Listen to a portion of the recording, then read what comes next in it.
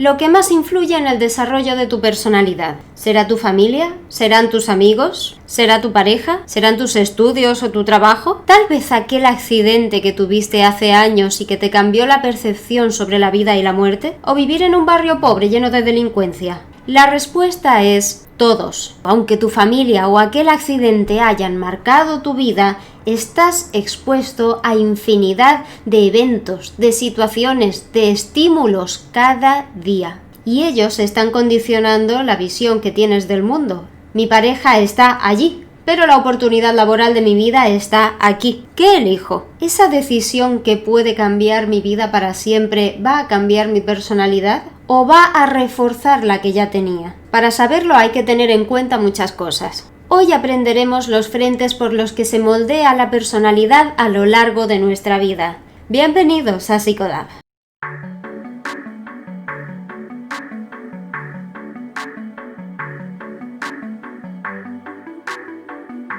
Si nos retraemos al inicio de nuestra existencia, la primera influencia que recibimos es la biológica, la de nuestros padres y la de nuestros ancestros.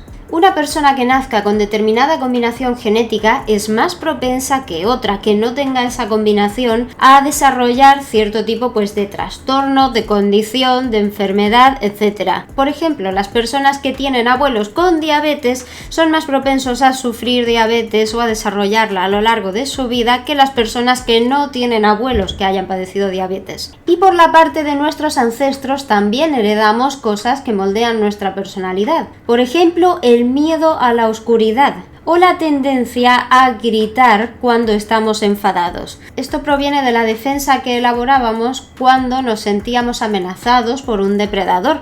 Al gritar y entrar en ira nos mostramos más amenazantes, más peligrosos y por lo tanto podíamos ahuyentar a ese depredador y sobrevivir. Bien, pues todo eso ya es parte de nuestra personalidad. En principio estos son rasgos muy comunes que compartimos prácticamente todas las personas.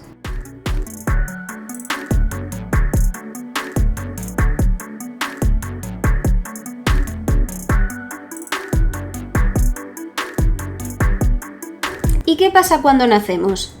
La mayor fuente de influencia que tenemos en los primeros años de vida es el hogar.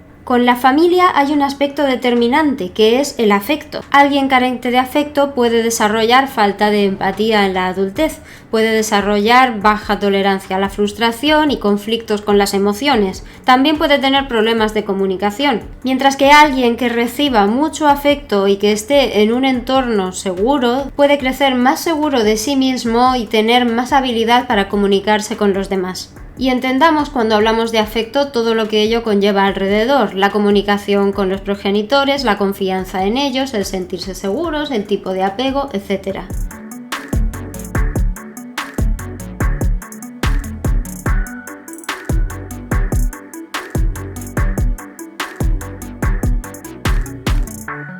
Y esto seguro que a más de uno le sorprende, pero igual sucede con la nutrición. Un deportista profesional aprendió en algún momento la importancia de nutrirse de forma saludable y adaptada al deporte que él practica. En realidad es muy común que muchas personas sepan sobre hábitos saludables y comidas apropiadas. Otra cosa es que lo apliquen, pero probablemente la que decidió ser deportista o la que decidió darle más importancia a su salud nutricional estuvo en un entorno que le apoyaba o le incitaba o favorecía que desarrollara esa actitud, que desarrollara una personalidad en la que eso podía ser prioritario para ella.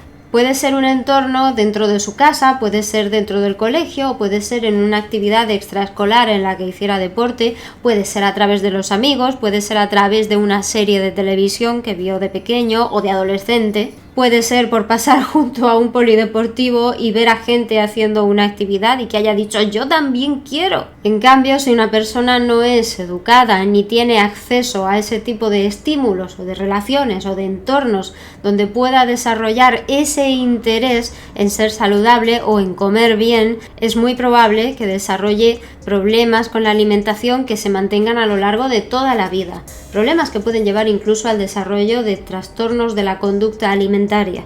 Por ejemplo, vivir en un país donde haya hambrunas frecuentes. Por ejemplo, estar en un entorno en el que no se cuide la alimentación y al no tener ejemplos positivos a su alrededor, esa persona se acostumbre a comer comida basura, a tener horarios desajustados y por lo tanto a sentirse físicamente mal, lo cual va a afectar directamente a su estado de ánimo y por lo tanto a su personalidad.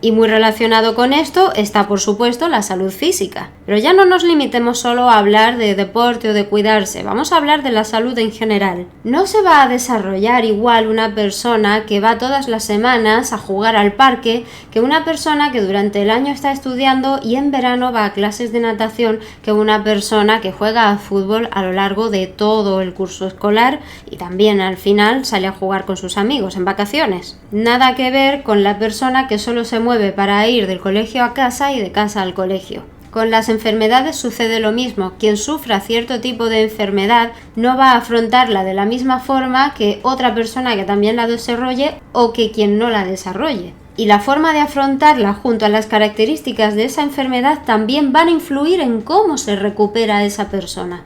Y esto es algo que está más que estudiado y demostrado. La actitud positiva, la actitud valiente, la actitud proactiva influye muy positivamente en el pronóstico de curación de una enfermedad. Alguien con problemas congénitos de corazón necesitará una salud física distinta a la de alguien que no tiene ningún tipo de problema de corazón. Y alguien que tiene un sistema inmunológico debilitado afrontará el riesgo de sufrir una enfermedad o la enfermedad que ya esté sufriendo de forma diferente a quien no tiene ese sistema inmunológico debilitado. Y no se trata de afrontarlo en un momento concreto diferente a como lo afrontaría otra persona, a como tú consideres mejor. Se trata de que ya vives con esa sensación de peligro, de tener cuidado y con esa mentalidad de que te tienes que cuidar. Eso también influye directamente en la personalidad que desarrollas. Y por supuesto, si lo ignoras también, y si lo afrontas solo cuando te sientes grave o cuando tienes ciertos síntomas, pues también estás demostrando ahí cómo influye esa condición de salud en tu personalidad. Y esto es así para todo el mundo. Imagínate, al tener problemas de corazón no te debes estresar, porque tu corazón tiene riesgos de sufrir un ataque si se altera demasiado. Vives con cierta inseguridad y muy atento a las sensaciones que tienes. En casa han sido sobreprotectores contigo. Eso ha hecho que no salgas demasiado y que tiendas a socializar poco, lo cual provoca que tiendas a aislarte y que tiendas a evitar determinadas situaciones. Y ese aislamiento y esa sensación constante de tener que cuidarte y de percibirte como alguien que se está perdiendo algo respecto del resto puede provocar que desarrolles baja autoestima y derivar luego en algún tipo de trastorno o dolencia más grave. Es una posibilidad de alguien que se encuentre en esa situación. Habrá gente a la que le dé exactamente igual. Pero ahí tienes un ejemplo concreto de cómo esa influencia en la salud puede modelar tu personalidad. Una persona que esté en un ambiente más permisivo, en cambio, que vea que a su alrededor la gente no se preocupa por su salud, que se enfadan y discuten y dicen todo lo que piensan, pues no estará tan preocupada por su condición.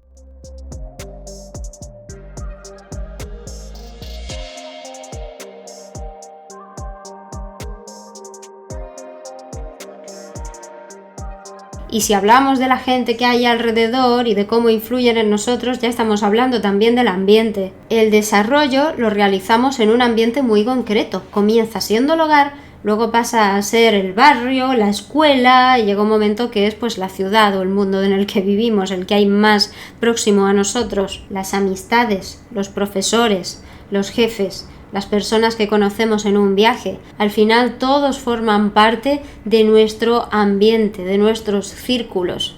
Ejemplos de esto es que una persona que vive maltrato en casa no se desarrollará igual que una persona que está en un entorno donde no se le hace caso, tiene completa libertad y es ignorada desde pequeña. Una persona que se aísla en su habitación jugando a videojuegos no desarrollará la misma personalidad que una que se salta las clases para irse con un grupo de amigos a fumar al parque. Y una que crezca en el centro de una ciudad en un piso pequeño no se desarrollará igual que la que crezca a las afueras de un pueblo en una zona rural en una granja rodeado de animales. ¿Verdad, Tader?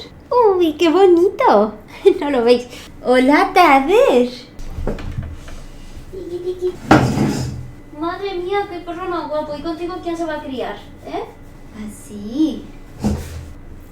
¿Y la Dana? ¡Uy, qué bonita la Dana! Mírala, que se ha despertado ya, que estaba ahí durmiendo. A ver, eso no significa que sean opuestos. Puede haber similitudes en sus personalidades.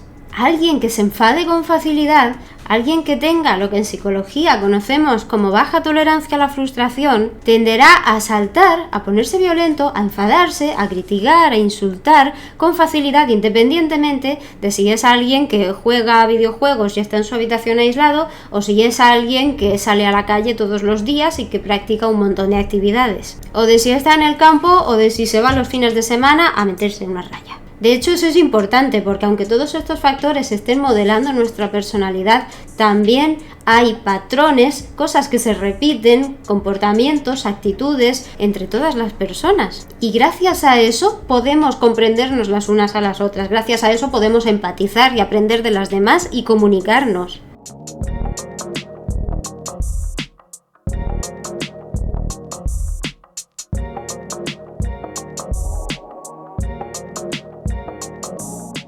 Y claro, todas estas influencias tienen mucho que ver con la cultura en la que nos criamos. En las culturas occidentales de Europa, cuando alguien fallece, la gente se viste de negro y le llora, mientras que en muchos lugares de África es común vestirse de blanco y hacer un ambiente festivo para despedir al difunto. En los países de Oriente se educa a los jóvenes para que formen parte de la empresa, de la comunidad, para que vivan trabajando en grupo, mientras que en Estados Unidos lo que hay es una educación centrada en el individualismo y en la competitividad. Y la cultura es algo que tenemos muy arraigado, que es muy difícil de cambiar, porque es algo que recibimos desde la cuna. Se transmite de forma oral, se transmite a través de la imitación, de lo que vemos en nuestro alrededor. No está en ningún sitio escrito que debamos dar las gracias cuando nos dan algo o que en el transporte público debamos ceder un asiento a una persona que está embarazada o con problemas de movilidad, pero nosotros lo aprendemos desde el principio. Forma parte de nuestra personalidad desde el principio y nos choca cuando vemos que en una cultura diferente esas situaciones se afrontan de manera diferente.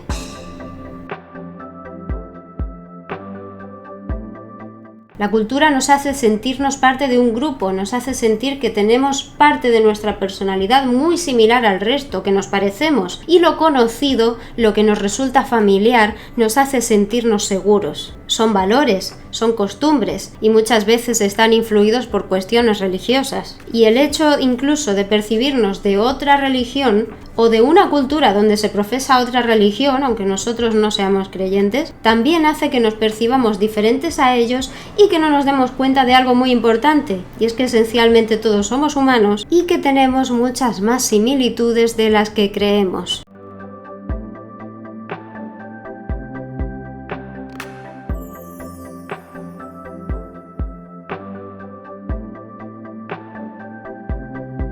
Pero la cultura cambia con cada época. Cada década, las diferencias entre generaciones, entre padres e hijos son mayores. E incluso han surgido clasificaciones para establecer qué tipo de persona o de personalidad eres según el periodo en el que naciste, en una serie de años. El cómo se vive un momento histórico, por ejemplo en el siglo XXI, no será igual para una persona de 20 años que para una persona de 60.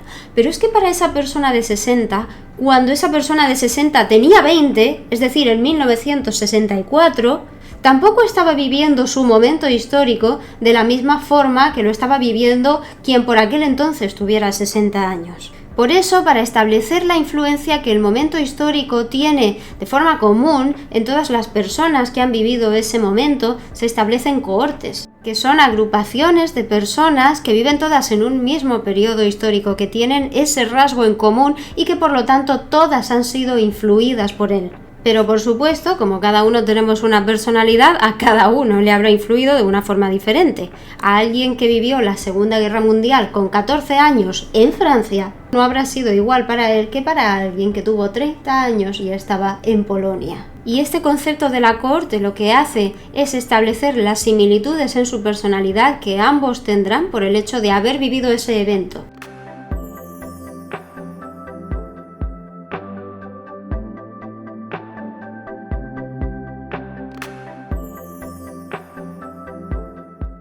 Y todo esto va teniendo sentido, ¿no? Pero nos estamos dejando algo en el tintero y que al final une todas estas cosas que estamos comentando, que es el aprendizaje.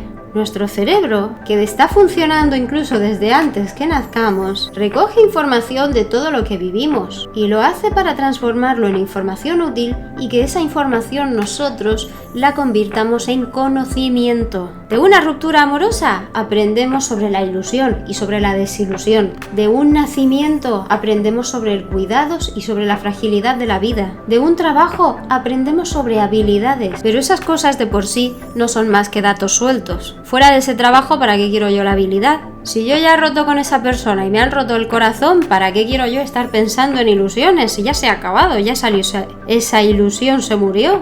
Pues para ilusionarnos con otras cosas, para ilusionarnos de forma más sana con otra persona que llegue después, para reconocerlo cuando estemos vibrando por algo nuevo que ha llegado a nuestras vidas y que nos hace felices. Y respecto a la habilidad, pues para utilizarla en otros trabajos, para desarrollar nuestra creatividad, para resolver problemas de la vida diaria, para aprovecharla con otras personas. Cuando integramos en nuestros esquemas de pensamiento, en nuestra concepción de la vida, cuando aprendemos lo que hemos recogido de nuestras experiencias, lo transformamos en algo útil que nos ayuda a evolucionar, a crecer, a experimentar, a desarrollarnos y a ser individuos más completos, más competentes y vivir más en armonía con nuestra vida, a ser más felices, a construir nuestra personalidad, porque con esa ruptura amorosa nosotros reflexionamos sobre el amor, sobre la alegría, sobre el cariño, sobre la pena, sobre la ilusión, sobre la comunicación, y todo eso lo introducimos en nuestros conocimientos ya existentes, les damos un sentido y nos permite comprender mejor cómo somos, qué deseamos del resto, qué esperar, cómo comunicarnos, y al final aprendemos sobre las relaciones con los demás.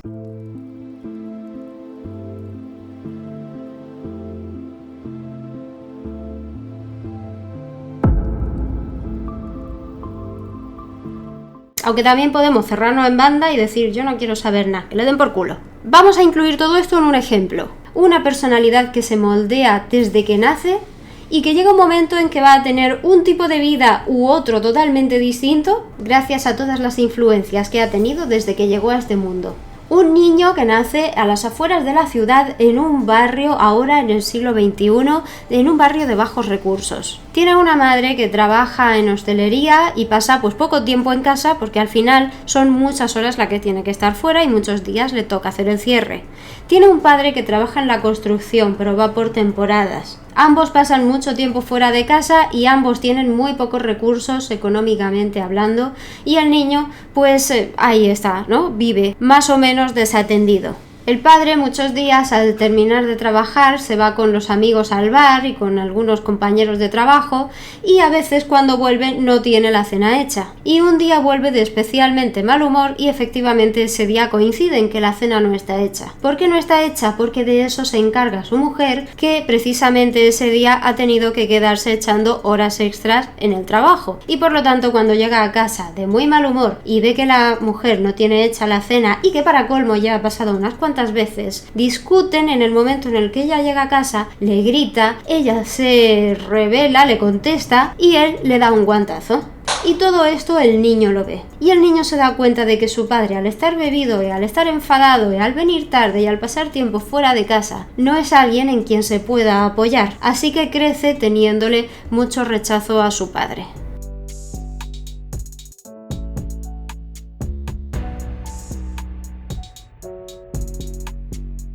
El niño pasa su infancia, pues bueno, más o menos desmotivado en clase, de vez en cuando tiene alguna pelea, pero bueno, ahí va tirando, hasta que llega a la adolescencia, y en la adolescencia se junta con un grupo de chicos que se saltan las clases y que le introducen en el mundo del alcohol y las drogas. En el centro se mete de vez en cuando en problemas y llaman a la familia para que vaya a ver lo que está pasando y a tener una conversación sobre los problemas que está causando su hijo, de dónde viene eso, cómo pueden influir. Pero la gran mayoría de las veces su madre, que es quien se encarga de esas cosas, pues no va porque está trabajando, básicamente. Así que el chico se salta las clases, tiene muy malas notas y los fines de semana, cuando la madre sigue trabajando y el padre pues muchas veces ni vuelve a casa, pues comienza a hacer lo que quiere, básicamente, que es seguir con sus amigos, que es con quien se ríe y con quien se lo pasa bien, y se va por ahí, ¿no? A meterse cosas. Y una noche sucede algo.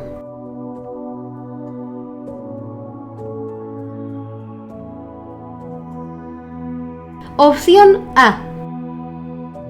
Se pega tal borrachera que termina con un coma etílico. A raíz de eso, se percata de que tiene un problema con el alcohol porque se percibe muy parecido a su padre, al que ya le había pasado alguna vez desmayarse por las borracheras. Así que algo le hace clic en su cabeza y decide que quiere ir a recuperarse, que no quiere parecerse a su padre y que quiere ir a Alcohólicos Anónimos. Le da como un efecto rebote de todo ese tipo de vida, algo que pasa en más de una ocasión. O a un tipo de terapia grupal adaptada a personas de su edad. Y ahí conoce a alguien que es muy religioso y que comienza a darle paz a través del perdón y de conceptos que son propios de la Biblia. Eso provoca que comience a desarrollar un interés en ella, que termine refugiándose en el mundo de la religión cristiana y que termine preparándose para convertirse en sacerdote. Una vida totalmente opuesta de la que había llevado hasta entonces y que se da más comúnmente de lo que podría parecer.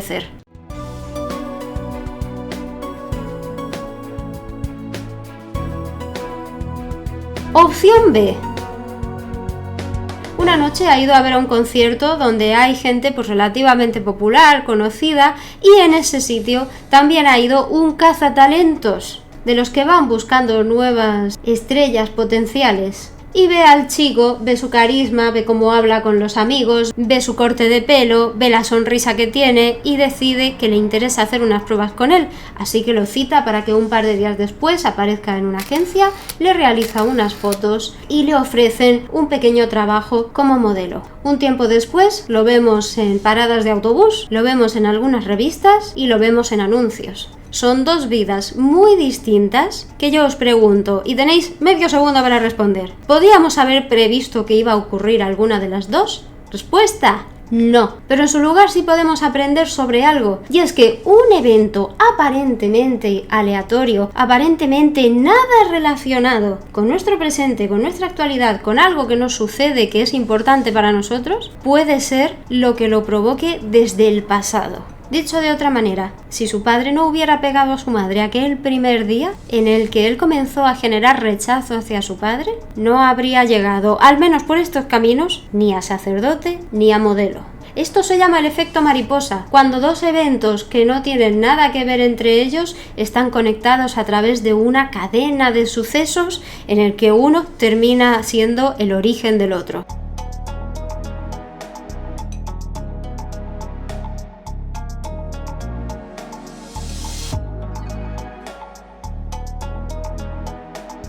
Pero ojo, madre mía, cuánta cosa.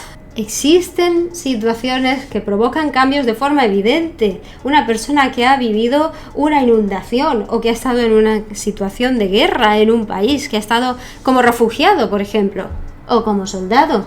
Personas que, en principio, esa experiencia puede ser traumática o chocante porque les aleja mucho de la vida que estaban llevando antes. Y puede tener consecuencias a nivel psicológico que le afecten para siempre. Sin embargo, hay personas que, pese a lo fácil y a lo obvio que parece que tengan consecuencias para siempre, o secuelas, luego llevan una vida normal y pueden superar completamente ese evento traumático. De la misma forma que puede haber algo pequeño que nos condicione para toda la vida, también puede darse lo contrario. Aquí influye mucho algo que llamamos resiliencia, pero que trataremos en otro momento porque eso es ya para darle de comer aparte.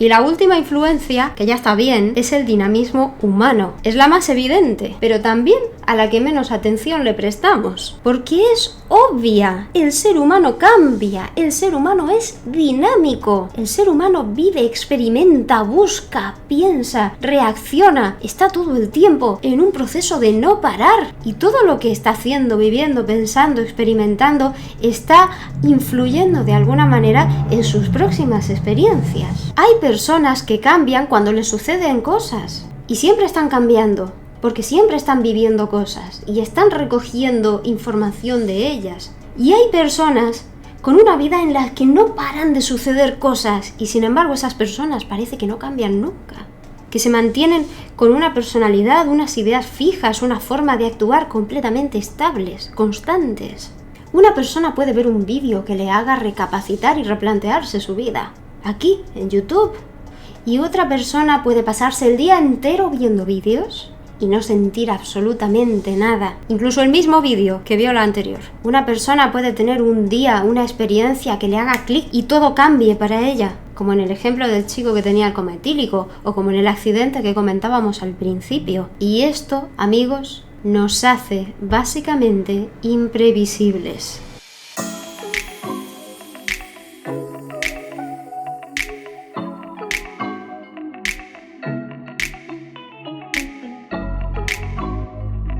Mucha influencia, mucho patrón, muchas clasificaciones, pero al final lo que tenemos es que cada uno es un mundo. Y esto es precisamente lo que estudia la psicología del desarrollo, cómo todas estas áreas influyen en la creación de la personalidad y el desarrollo de una persona. Y ahora yo te pregunto a ti, que estás viendo este vídeo, ¿cuánto sabes de las cosas que han influido en ti, en la personalidad que tienes hoy en día? ¿Se te ocurre algún efecto mariposa que haya podido llevarte desde un punto anterior de tu vida hacia donde estás ahora?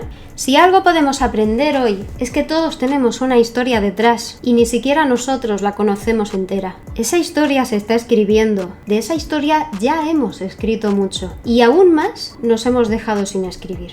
Por eso a veces sentimos que no nos entienden. ¿Cómo nos van a entender si no saben todo lo que llevamos detrás? Si no lo sabemos ni nosotros mismos. Y por supuesto, ¿cómo vamos nosotros a entender tanto a los demás? Lo que sabemos del resto es solo una parte de ellos, igual que ellos solo saben una parte de nosotros. Por eso es muy importante que nos mostremos abiertos a escuchar, a aprender, a madurar como seres humanos. Porque el cambio, si nos ayuda a madurar, es bueno, es evolución. Como evolución es la de este canal, si te suscribes, si me das un me gusta y me dejas un comentario.